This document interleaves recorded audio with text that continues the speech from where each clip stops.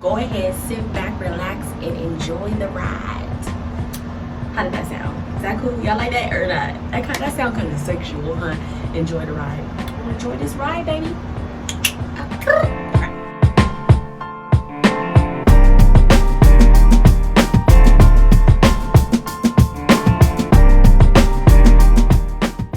Hey, what's up everybody? Welcome back to my channel On The Go. As you can see, I'm sure you read the title, we're going to be doing a Q&A for flight attendants. I always get a lot of questions, so I'm like, oh, let me just go ahead and do a video with you guys. So let's get straight into it. I'm like trying to have a vibe with y'all right now too, because I got my hookah, I got a little cocktail that I made, a little low calorie cocktail. We're gonna vibe out and we're gonna chill. We're gonna get these questions answered. So go ahead, sit back, relax, and enjoy the ride. How did that sound? Is that cool? Y'all like that or not? That sound kind of sexual, huh? My first question. This is a question I always get, even though it really doesn't pertain to me, but I always get it. So it's, can you be a flight attendant with kids? Yes, absolutely. Yes, you can be a flight attendant with kids. I don't have kids, but I see it done all the time. One of my very, very good friends, she actually has 3 kids, okay? And she be doing the darn thing, doing it. So, very possible. I would say that you would need a very strong support system. It's definitely not something that you'll be able to do on your own. There's no way you'd be able to do it on your own. You need a very strong support system, depending on how many kids you got, or even if you got one, just a support system. Simple. Second question: how do you keep your work and personal life balanced? Easy.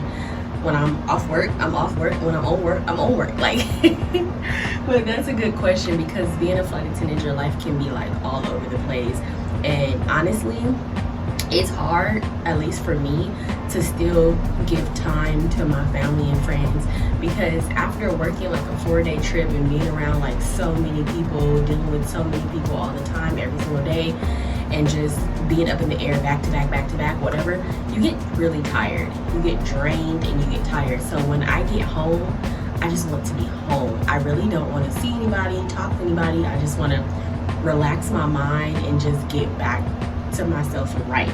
Honestly, it's been 4.5 years and I'm still trying to balance it out as far as like spending more time with my family and friends when I get home from work. I'm just really a big homebody, guys. That's all that is, just a real big homebody. Number 3, how was your first flight? I'm guessing they're asking how my first flight was as a flight attendant and not like in life, because my first flight in life I don't even remember. But what I do remember, let's answer both of them. I remember my first flight, I was going to Texas with my mom, and I threw up all over the plane. Like, I remember it was a guy sitting next to us, and we was on some flight. They served us like a TV dinner, like some type of food, and my stomach did not sit well with it. So, yeah, I threw up. I remember my ears hurting really bad when we were landing, and I started crying. So I was one of them annoying kids. I threw up and was crying because my ears was ringing. So I feel so bad for the guy next to me. If you're out there, I'm so sorry.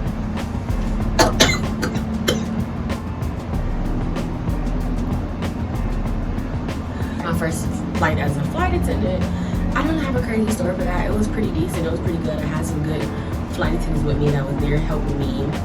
And I remember I went to Baltimore, and I remember I was really broke. Like, coming out of training, I was really broke because they didn't pay us for training back then. They just gave us like a food card while we were there to be able to pay for food. But once we were done, we had to work to make money, and all of us was just like, so yeah. Number 5 is tell a funny story or experience. Okay, so this one story I'm about to tell y'all, get ready. Fasten your seatbelts, okay? This is a funny story to me because it's about a drunk passenger. You're gonna get a lot of drunk passengers, and I'm Vegas based, so everyone coming from Vegas or going to Vegas, they get lit, right? They get lit. So that's something that we have to notice. I had two ladies came on the flight. They clearly kind of was a little, feeling themselves, a little tipsy. They were older, and We were like, oh, they're a little late, let's just keep an eye on them, right? So when we closed the boarding doors, one lady walks up to us, walks up to my lead flight attendant, and she's like, it's not funny, it wasn't funny in that moment, but it's funny now. She's like, I think my wife's dead. And so the other flight attendant looks at me, and I'm like, what she said? She's like, she said she thinks her wife is dead. And I'm like, oh my God. Like, please, Lord, not today, not today. I don't ever want to deal with that. I ain't got time for that. No time over here. So I look back, and the lady's like passed out. She's like on a chair. So I go up to her. I do my protocol. Are you okay? Are you okay? I'm shaking her, trying to get her to wake up. I see her moving, like her like eyes, and she's a little responsive. So that's always a good sign. She's still like out of it, but she's a little responsive. So I'm like, yay, I see you moving. I'm telling her, I'm like, I see you moving your eyes, like open them for me. How you feeling? You know, trying to get her to talk and stuff. So once I saw she was responsive, we had to get the boarding doors back open, obviously, because luckily we were still on the ground. So we had to get the boarding doors back open, and the paramedics had to come, and they came and took her, and she was just drunk. That's it. Like, she was lit, okay? That lit to the point where she just like passed out before we even got in the air. And then I just heard them like asking her questions outside, and they were just funny, because she's just like, they're like, who's this person? Who's that person? And she's like, that's my wife. And the story is, it was more funnier then than it is now. It was funny because of how it played out, like how her wife walked into us like, I think my wife is dead. Like, she said, first of all, she said, I have no emergency. I think my wife is dead. Like, shouldn't you be a little more scared than that? Like, she was all calm. Did you want her to die? I don't know. So that's an experience. I thought that was funny. I'm sure I'm missing details, but that's all I can remember right now. Number 6. This is a funny one. Do you guys drink alcohol in the back of the plane? Now, as much as I would love to, no. No. Save that for when I get off work, okay? I'm sure there's some people out there that do, and you know, obviously they're not supposed to, but I don't, because that's just not fun to me. Like, when I drink, I want to be able to drink and relax and vibe. I don't want to have to work. Why would you want to work in that predicament? And then on top of that, if an emergency happens, then what you want to do? What you want to do while you drunk and you gotta evacuate the plane, or you gotta save somebody's life but you drunk? Like, no, anybody got time for that? I need to be in my most clearest state of mind for any situation that happens, okay? So my answer is no. Other flight attendants' answers, I don't know. I don't know about them. I heard some stories. I don't know. We just gonna leave that at that, okay? Number, let me see. I don't want to answer those two yet. This next question I'm about to ask, I actually get a lot. And you would think people would know, but they don't. So, do I have to pay for my hotel and food when I travel for work? The answer is no and yes. So hotel, no. We don't have to pay for hotels. Y'all, if we had to pay for hotels, so you know how broke we would be?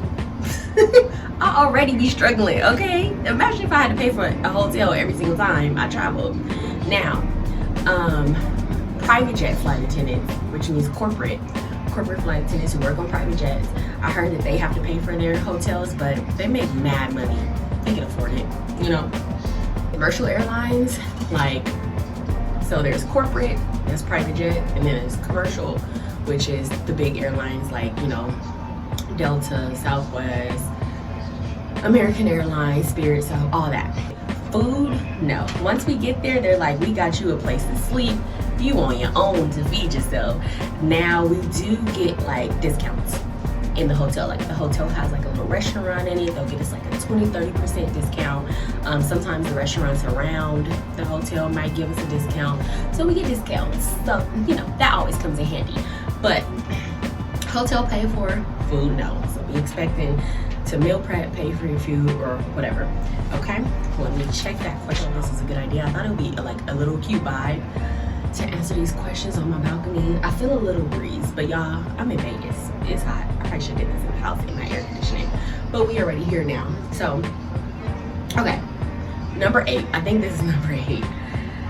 How does flying for free work? Fly for free domestically with our airline and with other airlines, but if you want to travel international, then you just have to pay the fees, which is not bad. You're still getting a very good discount. Like, I looked up tickets to go to Italy, and it was like a round trip $300. If that, it was like 200 something a round trip. But here's the gag: you got to be on standby. So you're only getting on the flight if they have a seat available. You pay for those taxes. They don't have any seats available. You do get a refund, but you gotta wait for that refund, 7 to 10 business days. So then you gotta come up with another 300 or something to pay again to list for another flight. So it's always like, ain't nothing in life for free, for real. Okay, it's always a con to something that's for free, but it does come in very much handy. So almost all my vacations I went on, I used my benefits and paid less and got on them flights, hunty. Okay. How many years of customer service do you need? I would say about 3 years to 5. 3 to 5. Customer service, usually they love, I mean, you could get hired with any customer service experience you have, but usually they pay attention to, like, if you were in the restaurant business, if you were a waitress, a waiter, a bartender, a nurse, anything hospitality, anything like that, they pay attention to that more. And I would say about 3 to 5 years of customer experience at least, unless you get lucky. Okay, how do you get paid? We get paid hourly when we're in the air. We get paid per diem while we're not in the air, when we're at the hotels and we're doing what we're doing. So if you're at the hotel, you're off, you go out, hang out at wherever layover you're on, whatever layover you're on, and you hang out, you're getting paid while you're doing that. So that's really good. The per diem is usually like $2 and some change, or $3, but let me tell you, that per diem for a whole month adds up. Like, my per diem on my checks be like an extra $500.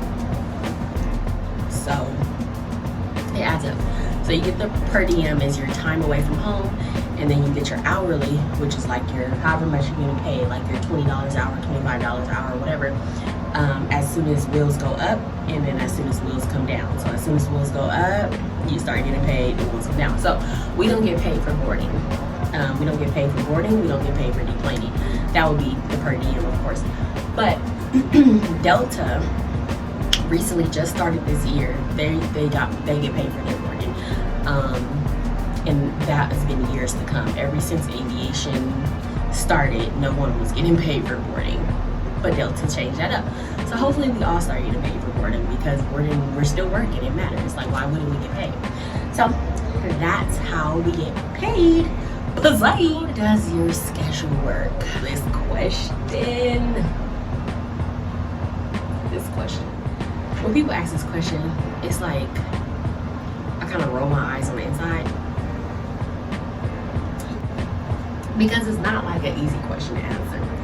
So starting off, 9 times out of 10, starting off, whatever airline you go to, you're going to be on reserve, meaning you're going to be on call for a certain amount of time, because you gotta pay your dues.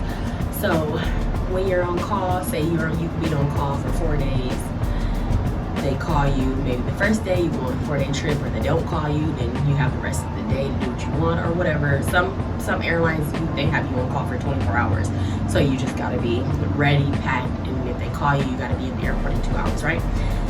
And then you can get like 4 days off, and then you'll be 4 days on, 4 days off. It depends, something like that. Once you get a schedule, life is so much more easier. You can kind of control your schedule, so you can go on a 4-day trip, be off for 2 days, go on another 3-day trip, be off for 1 day, go on another 2-day trip, be off for 4 or 6 days. Like, it's just random. It just depends really on how you set your schedule and you want it if you're not on call. I hope that makes sense. I hope that answered you guys' question. My next question is, what do you love about being a flight attendant?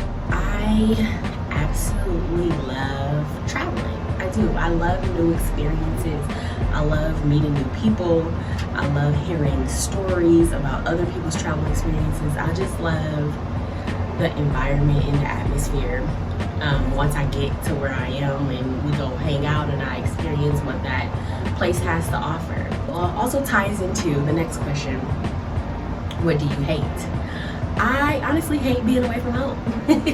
It's so weird. I do. I hate being away from home, but at the same time I love being away from home. So I know I'm kind of weird, but once I'm out and I'm there, then I'm fine. But like when I'm home, it's just so peaceful for me that I have to like get in the vibe of having to realize that I gotta leave again, you know. So just being away from home is sometimes can be the downfall, even though that's what I signed up for.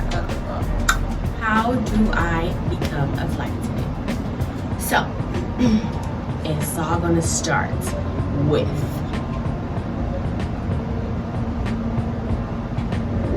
know which airline you want to go to. Research your airline, see what it's about, see the vibe. Those airlines bases, I would say that would be the main thing when you're first like starting. Whatever airline you're looking at, know the bases, because the base really matters. That's going to be where they're going to fly you out of and where they're going to have you back home when you fly. So if you live in Vegas but they have you based in Miami, you live in Vegas, so now every time you gotta go on a trip or go to work, you have to fly to Miami to get to work. If they're done with you, then you have to find your way back home to Vegas. So that's called commuting. No one really wants to do that. People do it all the time, but it's a hassle. So make sure you understand what choices you have in that airline, because all airlines have different bases. If you're okay with moving, if you're okay with commuting, then your base doesn't matter, right? So once you do that, just go online, apply. Some airlines have their applications open all the time.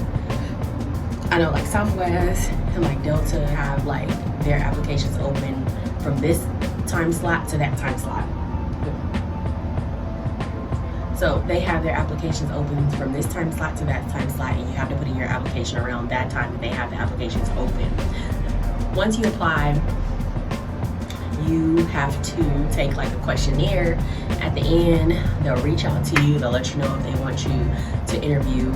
Either usually they have their first interview on FaceTime, and then after that, if you pass that one, they'll have you come to the in-person. And then after you pass the in-person, then you go to training. And then after you pass training, then you're on probation for like however, my airline is 6 months. You're on probation for 6 months, and then boom, you're set. So it's like a long process, but it is very worth it. Once you get there, you will love it. Hopefully you will. I know there's some people that don't or didn't. I actually have one more question. I was like, okay, because I kind of did my questions all over. I think my last question is like the best question.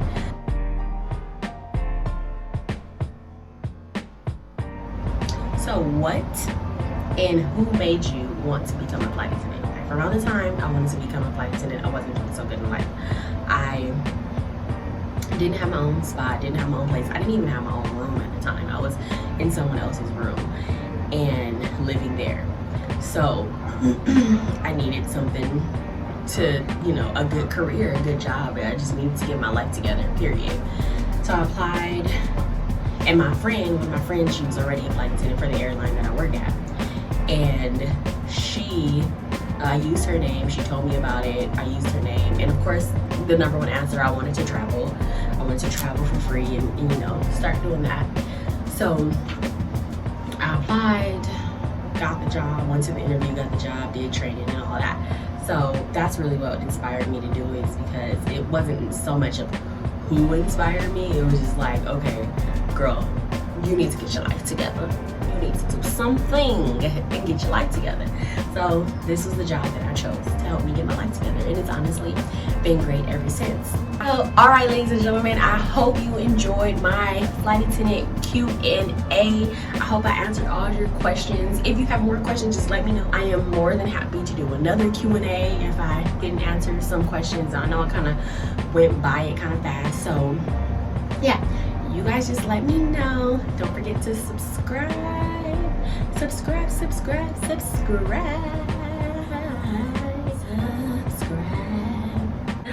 I am done. I love you guys.